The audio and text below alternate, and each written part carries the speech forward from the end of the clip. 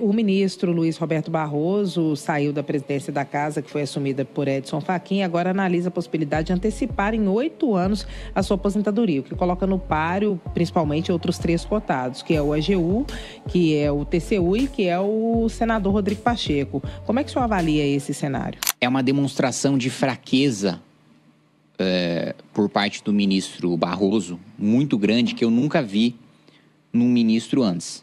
Né? Eu nunca vi um ministro ele renunciar por pressões de qualquer lado que seja.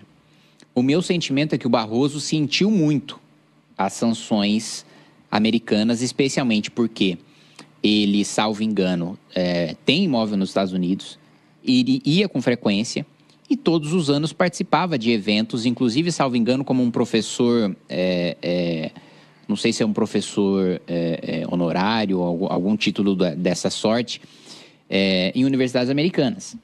Então, ele renunciar a 8 anos no Supremo Tribunal Federal para ir para uma embaixada em algum país por aí, para mim, uma demonstração de fraqueza muito grande. Eu me lembro, todos os outros ministros que renunciaram antes do tempo, foi para dar saltos maiores. Eu me lembro, por exemplo, a ministra Ellen Grace, ela, que salvo engano foi a primeira mulher no Supremo Tribunal Federal, ela renunciou para buscar uma vaga num tribunal internacional.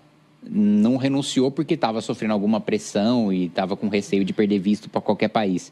Então, eu acho isso uma demonstração grande de fraqueza do Barroso e que se o Senado aprovar um nome como o do Jorge Messias, que na minha avaliação é um dos favoritos, seria uma humilhação muito grande para o Senado. Porque o Messias, para quem não se lembra, ele era aquele ajudante de ordens da Dilma que foi entregar o termo de posse para o Ministério da Casa Civil para o Lula fugir da cadeia. É o Bessias das ligações, né? Que a Dilma liga para o Lula e fala, olha, se em caso de necessidade o Bessias está indo aí com o termo de posse. Então, ele era ali o advogado office boy da Dilma para salvar o Lula da cadeia. E aí, como recompensa pelos serviços prestados, de proteger os escândalos de corrupção do PT e do governo Dilma, ele é nomeado advogado-geral da União. E disputou a vaga para o Supremo contra o ministro Flávio Dino. Perdeu. Agora abre-se a possibilidade do Lula fazer mais uma indicação deste sujeito, que é aquele que foi às escondidas entregar o termo de posse para o Lula. Eu já acho que o Senado tem uma postura muito subserviente, muito humilhante.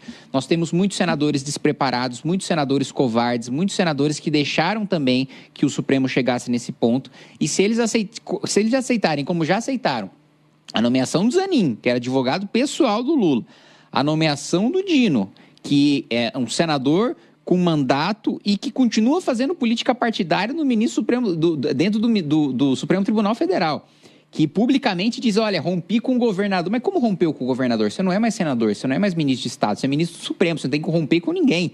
Você tem que, né, teoricamente, no mundo das ideias, o ministro do Supremo Tribunal Federal deveria tratar todos os governadores iguais. Não tem governador que é da minha base, que não é da minha base. Você não é mais político, ou não é mais para ser político. E aí, se além disso, o Senado vai aceita do Messias e fala, gente, vão para casa, coloca a pantufa, se aposenta da vida pública, que vocês não têm brio para isso. Agora, deputado, o ex-presidente Jair Bolsonaro foi julgado há aproximadamente 1 mês e ainda está na fase recursal. Não se sabe qual será o destino do ex-presidente Jair Bolsonaro. Se de fato será mantido em prisão domiciliar, se vai para prisão em regime fechado. Como é que o senhor vê esse cenário inteiro? E, no final das contas, o senhor acredita que Bolsonaro possa ser, de fato, preso em regime fechado, ou o senhor acha que esse não vai ser o caminho? Eu acho que ele pode, não acho que vai ficar muito tempo. Eu acho que o Supremo, o ministro Alexandre de Moraes quer a foto do Bolsonaro atrás das grades. Ele quer a foto. Tirou a foto, ele pode ir embora e ir para casa. Mesmo porque nós tivemos até recentemente aí, teve que vir um médico renomado de São Paulo para tratar Bolsonaro na casa dele em prisão domiciliar. A situação de saúde do Bolsonaro é muito grave. É muito grave. A qualquer momento, algo pior pode acontecer para ele, porque ele está com uma saúde muito fragilizada. Então, ele não teria condições de ficar muito tempo na cadeia. Ele vai ter que ficar em tratamento constante na sua casa ou num hospital. e seria muito ruim, sabendo que o Supremo joga politicamente e joga mediaticamente, seria muito ruim, ainda pior do que a imagem que o Supremo já tem hoje, deixar o Bolsonaro morrer na cadeia. Acho que a foto dele preso é um momento de euforia que eles precisam entregar para a felicidade do Alexandre de Moraes e da esquerda. Agora, ele morrer na cadeia seria, acho que, catalisar o bolsonarismo e transformar o Bolsonaro num mártir, que não é a intenção do Supremo, nem a intenção do PT. Agora, deputado, o Eduardo Bolsonaro permanece nos Estados Unidos, segundo muitos, fazendo uma interlocução com o governo americano. Esperava-se que durante a ida do presidente Lula para a Assembleia Geral da ONU houvesse uma sanção maior, a extensão da sanção a outros ministros do Supremo, e o que houve foi algo considerado por muitos menor, que foi a extensão só para a esposa do Alexandre de Moraes, que também já era aguardado, poderia ter ocorrido antes.